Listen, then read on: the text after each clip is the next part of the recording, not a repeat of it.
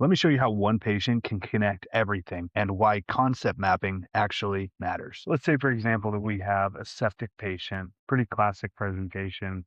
They come in, they've got fevers. Okay. They've got their heart rate is elevated, maybe in the like 120s or so, and blood pressure is starting to drop. Okay. Won't even put a number on that. When we get labs back, our lactic acid comes back elevated, white count is elevated.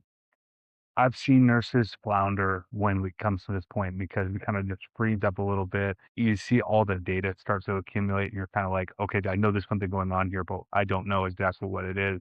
And maybe your mind doesn't automatically recognize that it's sepsis. It just feels like overall too much to process. We know we have infection going. Fever is pretty indicative of that. The lactate is indicative of that. The weight count is indicative of that. The heart rate, blood pressure, all the things are pointing toward that. So it's infection, low blood pressure, labs are off. What do I focus on first? And that's exactly the problem is that we think in lists so often. And if you think in lists, it feels overwhelming. But if you think in connection, things start to really simplify. So here's how I want you to picture this. Put the patient in the center. At the center is the word sepsis. Okay. We know that this whole picture is painting a picture of sepsis, but now let's branch out.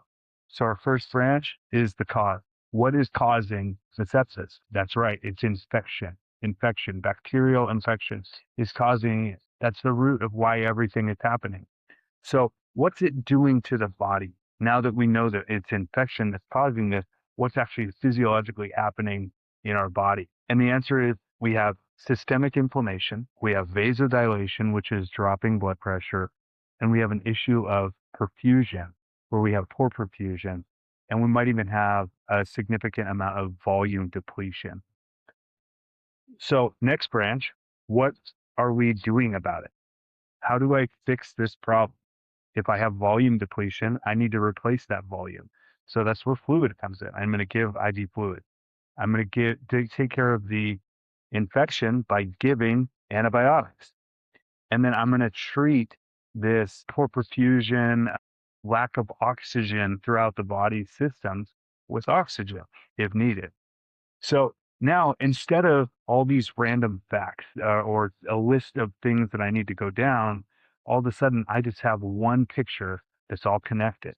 So that's the difference between memorizing and understanding is instead of just a list of things that I have to go through, a checklist that I have to go through, which is okay, but that's kind of a lower level of understanding. What we want to do is we want to start incorporating all these things together